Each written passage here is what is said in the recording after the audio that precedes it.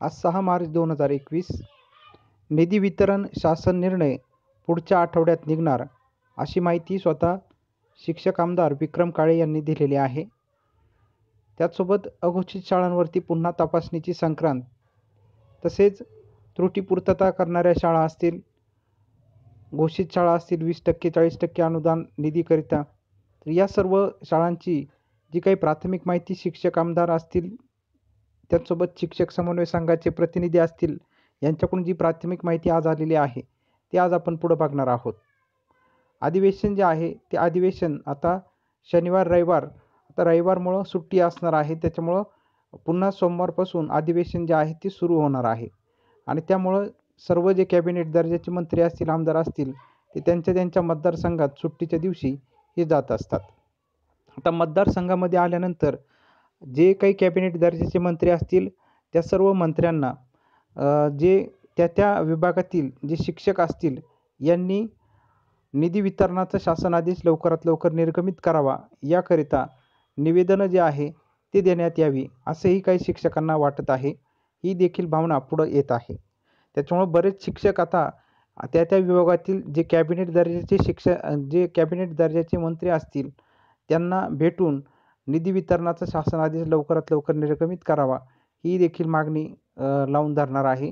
त्याचसोबत शिक्षक समन्वय संघ मुंबईमध्ये जे समन्वयक जे आहे हे समन्वयक डोअर टू डोअर म्हणजेच सर्व कॅबिनेट दर्जाच्या मंत्र्यांकडे जाऊन आपला जो प्रश्न आहे त्याच्यामध्ये प्रामुख्याने निधी वितरणाचा प्रश्न असेल, अघोषित शाळा निधीसह घोषित करण्याचा प्रश्न असेल, त्याचसोबत प्रचलित नियमानुसार शिक्षकांना अनुदान मिळालं पाहिजे याचा प्रश्न असेल, तर असे सर्व प्रश्नांचा त्रुटीपूर्ततेचा प्रश्न असेल, तर याकरिता मुंबईमध्ये ठाण मांडून आहे, खिंड लढवत आहे मुंबईमध्ये. आणि असे लढवय्ये योद्धे जे आहे ते शिक्षक समन्वय संघामध्ये आता उपस्थित आहे आणि त्यांच्यामार्फत हे काम जे आहे ते सध्या सुरू आहे. त्याच्यामुळं एकीकडे शिक्षक समन्वय संघाचा प्रेशर जो आहे काम करण्याचा तो सुरू असणार आहे.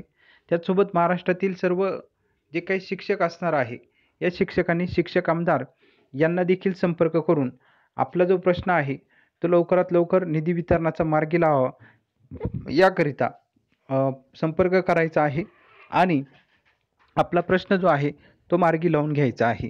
याच्यामध्ये प्रामुख्याने प्रचलित धोरणानुसार निधी वितरण जे आहे ते झालं पाहिजे आणि सेवा शर्ती असतील किंवा वैद्यकीय प्रतिपूर्ती असेल, हा देखील प्रश्न यामध्ये मिटला पाहिजे. अघोषित शाळांना घोषित झाला पाहिजे, याची देखील मागणी जी आहे ती जे शिक्षक आमदार असणार आहे त्यांच्याकडे करायची आहे. त्याचसोबत निधी वितरणाविषयी शिक्षक आमदार विक्रम काळे यांनी माहिती दिलेली आहे की जो निधी वितरण असणार आहे हा निधी वितरणाचा शासन निर्णय पुढच्या आठवड्यामध्ये निर्गमित होणार आहे, अशी प्राथमिक माहिती दिलेली आहे.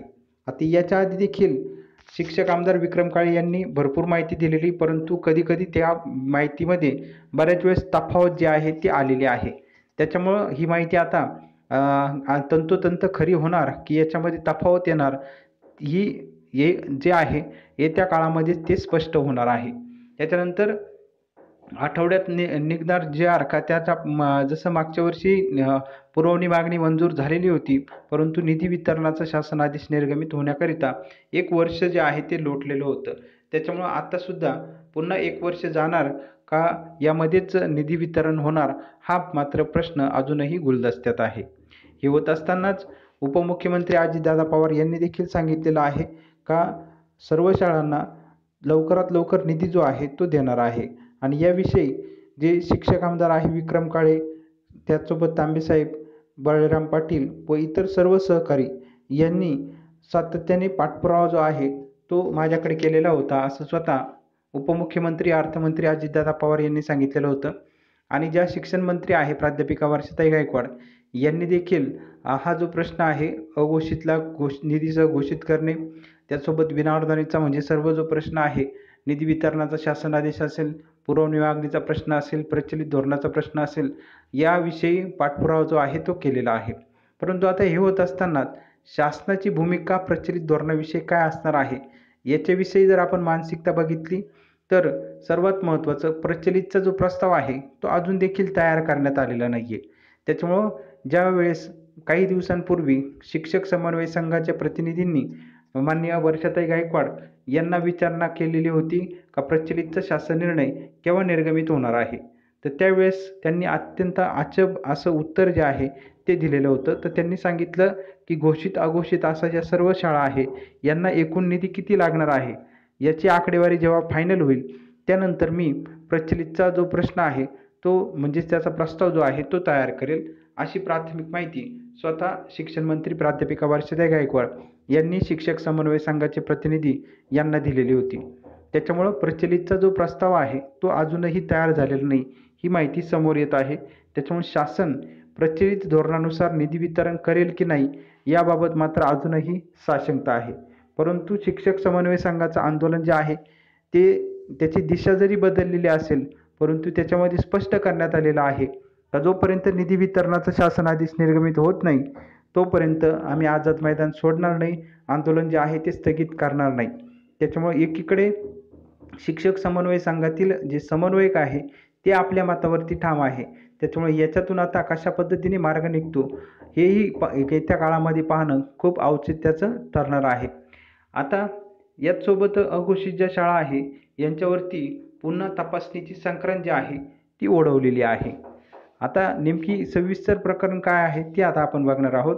अघोषित शाळा निधीसह घोषित झाल्या पाहिजे ही सर्वसामान्य शिक्षकांची, सर्व शिक्षक समन्वय संघाच्या प्रतिनिधींची एक मानसिकता आहे आणि हा प्रमुख अजेंडा देखील आहे. परंतु आता ज्या शाळा आहे या अघोषित शाळा ज्या मंत्रालय स्तरावरती असतील, आयुक्त स्तरावरती असतील, या शाळांची पुन्हा तपासणी करण्याचं पत्र जे आहे ते निर्गमित करण्यात आलेलं आहे आणि त्याच्यामध्ये स्पष्ट उल्लेख केलेला आहे का अर्थ खात्याचा जो फॉर्मॅट आहे त्यानुसार ती माहिती नाही असा उल्लेख त्याच्यामध्ये करण्यात आलेला आहे. परंतु याच्यामध्ये प्रत्यक्ष वस्तुस्थिती अशी आहे की अर्थ खात्याचा जो फॉर्मॅट आहे त्या फॉर्मॅटनुसारच आयुक्त कार्यालय असेल यांच्याकडून माहिती जी आहे ती मंत्रालयात पाठवण्यात आलेली आहे. परंतु तरी देखील वेळ काढूपणा करायचा यामुळे पुन्हा तपासणी जी आहे ती लावली असावी असा कयास जो आहे, असा प्रयत्न जो आहे, असा अंदाज जो आहे तो बांधला जात आहे. त्याच्यामुळं फक्त याच्यातून शाळांना अनुदान मिळण्याकरिता विलंब करायचा अशी अधिकाऱ्यांची मानसिकता आहे की काय असा प्रश्न आता सर्वसामान्य शिक्षकांना पडू लागलेला आहे. त्याच्यामुळं आता आंदोलनाशिवाय पर्याय नाही ही देखील तेवढंच अधोरेखित आहे आणि आंदोलन जे आहे आझाद मैदान या ठिकाणी कलम 144 लागू असल्यामुळे त्या ठिकाणी आंदोलन करता येत नाही. त्याच्यामुळं शिक्षक समन्वय संघ यांनी आंदोलनाची जी दिशा बदललेली आहे ती अत्यंत योग्य आहे की काही दिवस जोपर्यंत कलम 144 लागू आहे, जोपर्यंत आंदोलन करायला परवानगी नाही तोपर्यंत आंदोलन आपलं फक्त पाठपुरावा जो आहे काही शिक्षक समन्वय संघातील जे समन्वयक आहे मुंबई या ठिकाणी थांबून हा पाठपुरावा करतील आणि बाकीचे सर्व जे आहे जेव्हा गरज पडेल, जेव्हा आझाद मैदान मुंबई या ठिकाणी आंदोलनाला परवानगी मिळेल त्यावेळेस पुन्हा आंदोलनाची जी झग आहे ती सुरू करायची असा जो कयास आहे, म्हणजे गरज पडल्यास आंदोलन करायचं असं देखील त्या ठिकाणी सांगण्यात आलेलं आहे. त्याच्यामुळे आता येत्या काळामध्ये नेमकी काय होणार हेही पाहणं खूप महत्त्वाचं ठरणार आहे.